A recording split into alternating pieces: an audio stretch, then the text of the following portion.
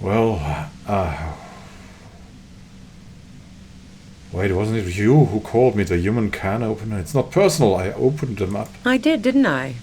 And now you've come for me. Pfft, fuck them all the same. That did make her forgive them.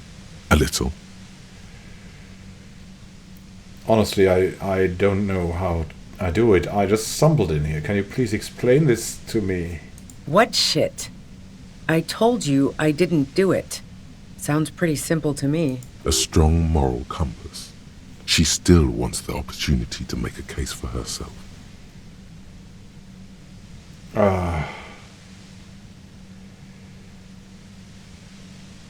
So, would you say that you have a gun? And? Where did you get that thing? The gun store. What gun store? Trigger Happy Jacks. Really? Trigger? That doesn't sound like the name of a real store. What did you think? That I'm going to squeal on my gun supplier? Sorry, I'm not that kind of gal. I can't quite tell. What kind of gun is it? A knocked-away 80 front loader. 2-barreled. Not really what you were looking for, I'm guessing. That Merc was probably shot from a distance with a military-grade rifle. Otherwise, everyone at the whirling would have heard the shot downstairs. There's other evidence I want to ask you about. Yeah, evidence. You have an alibi for when Lily was shot. Man, I was with the boys the whole night. I hope they at least bothered to impress that upon you. They were like 10 minutes they couldn't account for. You mean the length of a toilet break? That wouldn't even have been enough time. No one takes a 15-minute leak. Look, fuck you, man. I might also have stopped by the bar. She speaketh truth. So, would you say that Lily was a likable person? I didn't like him. Hardened mercenaries aren't particularly likable types. There's nothing more personal that you had against him. Perhaps his way with women. You think I was envious of his conquests? Look, pussy's not a problem for me. And definitely not a reason to off someone. You don't feel sympathy for mercs? It's hard work? Plenty of broken people who don't come with that kind of body count. Besides, they're paid well for what they do. It's true. Did you feel protective of the Union? Yeah, sure. And I didn't like Wild Pines sending in those foreign hirelings. Me and a fuck ton of other people around here. She didn't hate him, okay? Other questions? I'm listening. So, do you like to hang out on rooftops? Who doesn't? Oh, you probably mean Claudia's rooftop. Sure, I've hung out there. She's got this great antenna. Is that a euphemism for something? Or what's so great about her antenna? It's very powerful. I used it to tune into RCM frequencies. That's how I knew to be prepared for your arrival. Huh.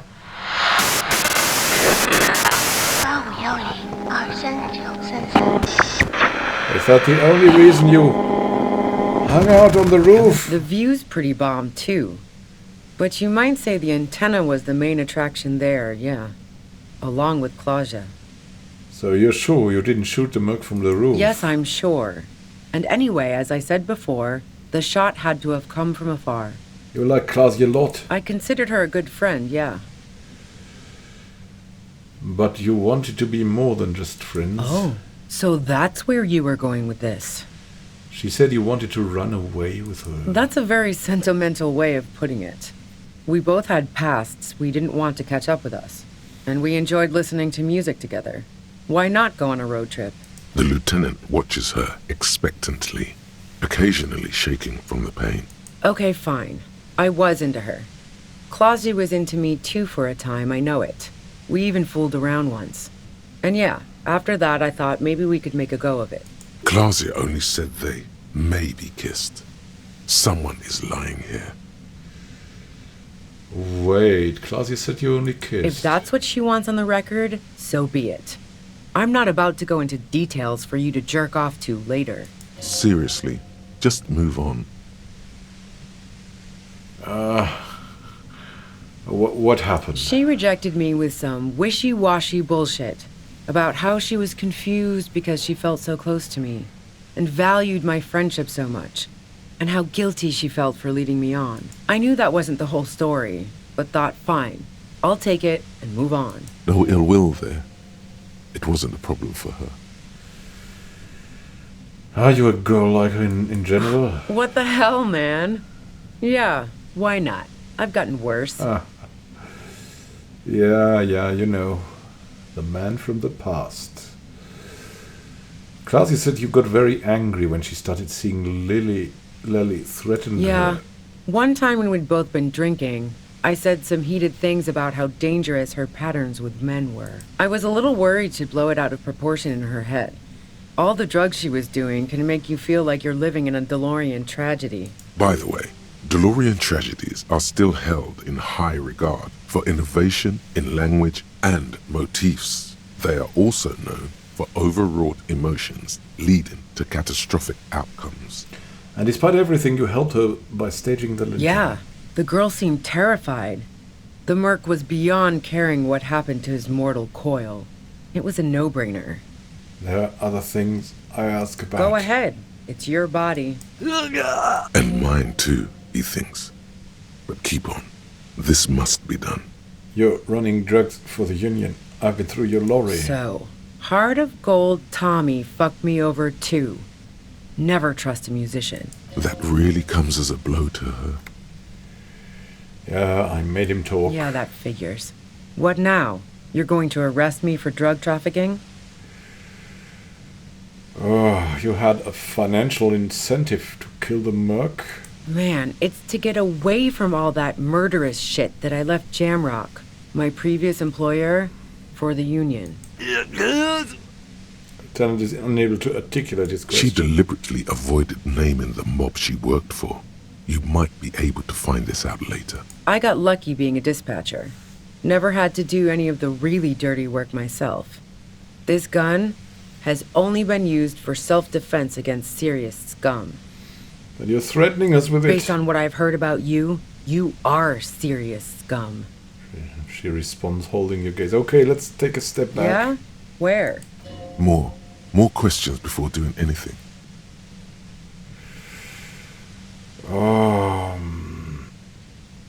So, who killed the merc, if it wasn't you? How should I know? As I keep saying, he already had a bullet in his head when I got to him, and there hasn't been any useful gossip over the radio. Police radio? You've been following the case? Whoa, that's pretty deep. Who hasn't? You know, I can still see him there, in Claudia's room, lying on his side. He was still warm, but the bluish light coming through the broken window made him look as though he'd been dead for a good long while. What happened Sunday night? Tell me your version. She eyes you warily, as though gauging your sincerity. She's refusing to adopt the demeanor of a cornered animal, a leader with no one to lead. She still wants to retain some control of the situation. It's okay. We just want to... Struggles to finish the sentence. All right, don't kill yourself over it. I was shooting the shit with Hardy and the boys over a few beers, like always. Then Claudia comes in, all pale and shuddering. She sits down with a drink, trying to steady her nerves. So I grab a seat next to her. Did she also seem high to you? Oh yeah, super. But I didn't think too much of it at first. I'd seen her party hard before. She said you knew something was wrong immediately. No, I really didn't. She's not that easy to read. I just assumed she'd done too much blow. It wouldn't be a first for her. But no such luck. She was in some deep shit. She asked me to come upstairs. The merc she'd been going with was lying on the bedroom floor, dead. I knew she couldn't get the authorities involved, so yeah. You made it look like he'd been hanged. Claudia said you seemed to have a plan prepared when you got there. What? No. Faking a lynching was her idea. So it was her Yeah, idea. in cold blood. It really surprised me how quickly she was able to get a hold of herself once we got up there. It was like she was another person. The party girl was gone. Maybe she is schizophrenic. She asked me to help her drag him into the shower so she could wind the shower head around his neck. What? To fake lividity. Then she dressed him while I went to get the Hardy Boys. That's so much detail. Glacia knew exactly what she was doing. You can't remain calm under pressure otherwise. She lied to you about that, too. Showerhead. Resourceful? Yeah. I wasn't sure whether to admire her or be disturbed. Do you think she killed Lily herself? As I keep telling you cops, we didn't hear anything downstairs. No gunshot, nothing. But even if this is true, weren't you worried this lynching might lead to... War? The thought crossed my mind. But the mercenary's death was going to have repercussions either way. Although the way things are going... She doesn't want to talk about this, but not because she has something to hide. She doesn't want the guilt. Fuck it. I'm not responsible for these people after what they did to me. So if you didn't kill him, why hide? I saw you roll into town. I wasn't about to stick around for questioning by a goddamn La Puta Madre agent. La Puta Madre agent, that's what we are. And that's where we died in our dream. And you have heard all of the really long conversation with her that is really interesting before. In the episode before this. What do you mean, La Puta Madre agent? Yes, you. Everyone says you're his peon, his human can opener. Through the sudden sharp pain in your head, you hear the lieutenant mumble something to himself. It's especially bad suddenly. Felt like a vein exploded.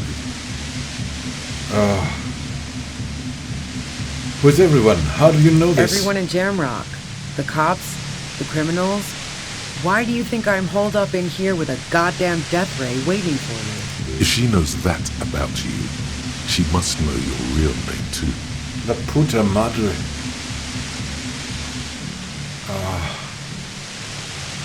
Tell me, what's my name? If you know that about me, you must know my Harry name. Dubois. One corrupt motherfucker with the disco pants and a funny tie.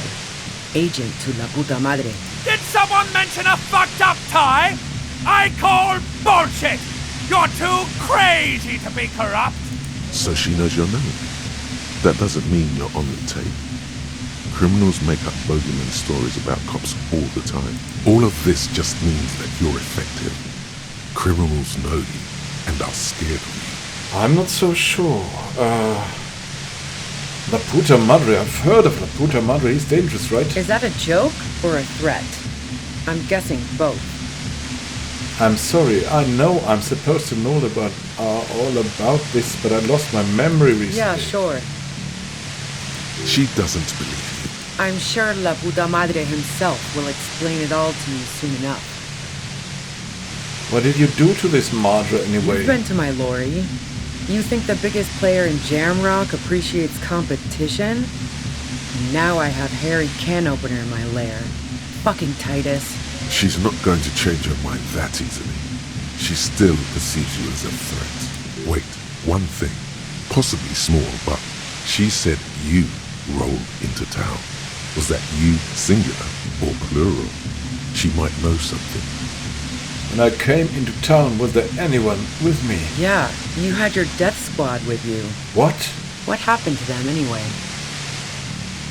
Who was in this squad? Well, it wasn't this scrawny dude. You had 2 guys and a lady. The guys looked pretty buff. The What? lady wasn't bad either. What else can you tell me? One of the guys seemed chipper, a blonde. The other had a brooding something or other about him. And the woman was the only one in uniform. All were carrying. 2 buff guys. That must have been the one we met at the Whirling in Rags. All were carrying... That sound about right? No idea who these people are. Literally, Satellite Officer Vicmair looks out of the window grimly, then puts his coffee down and turns to Patrol Officer Minnow. We could either take a room here in the Whirling or go home for today. Let's go home, Jean. Nothing's going to happen today, she responds quietly. Jean takes his blonde wig off. Call Heidelstein. He can give us a ride. What? I think I know them. They're in Martinez. Friction, lock, set. Don't leave me here. Please delete. Fantastic. I've got to get on the road. Then you can go find your friends. Unless you have anything pressing to ask me. I don't know about the bunker next door. What bunker? Just a place some comet stops through. A revolutionary bunker. Don't know anything about it. No one's been around since I set up camp. But I'm sure I'm not the first vagabond to... The voice trails off into white noise in your head. It feels like an aneurysm approaching.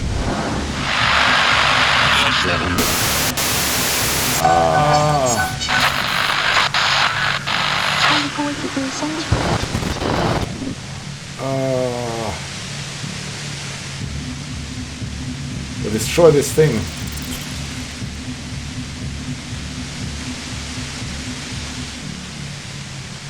The violent white noise You'll becomes even destroy more us. overwhelming closer to the compressor. Feels like your brain is swelling up in your skull. Hold still and try to have an apocalyptic vision. Officer, are you okay? Don't worry, Kim. I'm just trying to have an apocalyptic vision. The white noise turns into a wall of mist and grey mold, bubbling, sweeping over the city. It tears up buildings and raises sidewalks into the sky. It's Revachol, at the end of the world, and it hasn't even really started yet. What happens when it really Nothing. starts? Just slow disappearance. You look at a tree or a coal shed, then look away and turning back.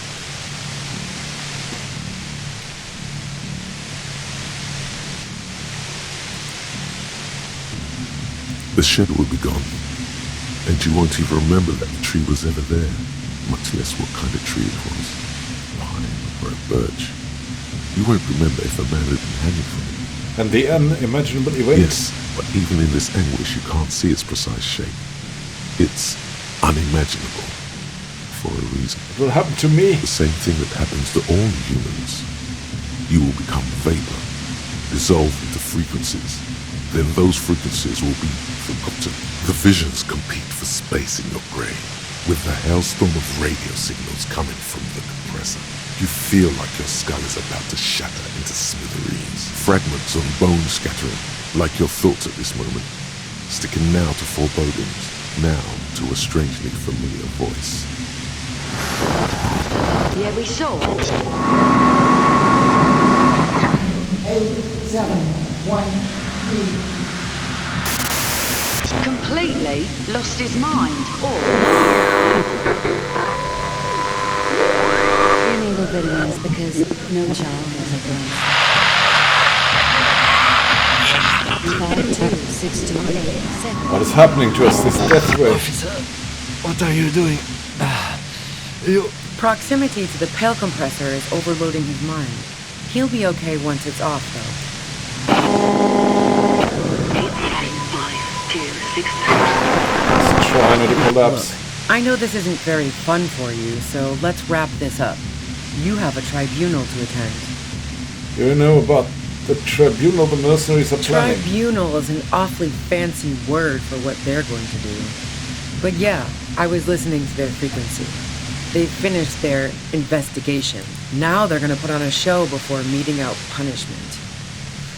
Even though those assholes gave me up, I'm worried for the boys. And you. Watch out for yourselves. You seem to have a habit of walking into traps. The plan to set up a trap for I'm us? guessing you don't know that a third mercenary has come to town just in time for the tribunal. Now you do.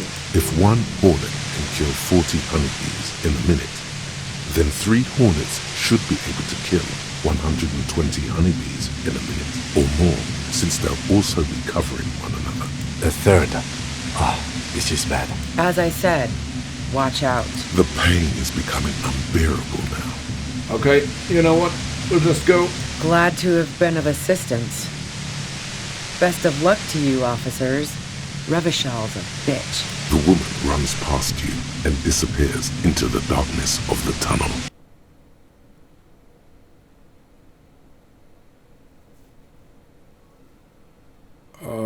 All things considered, it could have gone worse. Why shouldn't we go after her? No, I don't think she did it. She's someone else's case now. What now? Now we have to come up with a really good excuse for why we walked right into a trap like that. This isn't going to look good in the report. He looks around and points further into the cavern. Her tent. Maybe there's something in there. Indeed. We need money.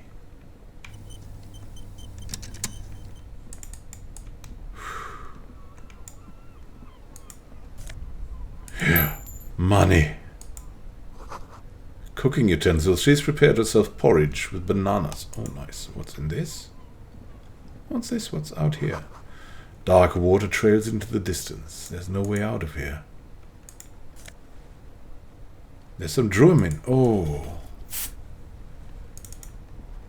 That's so nice. The plain red tent stands by dispassionately. Look inside. The tent looks old, but well maintained. In the darkness of the tent, a rolled-up sleeping bag, cooking utensils, some books, and a kerosene lamp. Oh, what's in there? Assorted soft covers, mostly pulp horror. A motor carriage lies buried in the snow on one cover. On another, a ghost airship.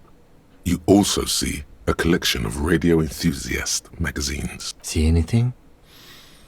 Lieutenant peeks in over your shoulder. Sift through the magazine. Rager Monthly, Journal of Material Science. More Technological Digest. One of the magazines doesn't have images on the cover.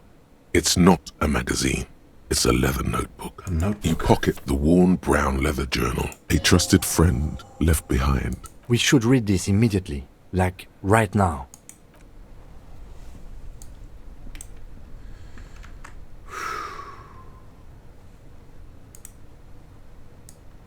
Yeah, we should, you know, we should.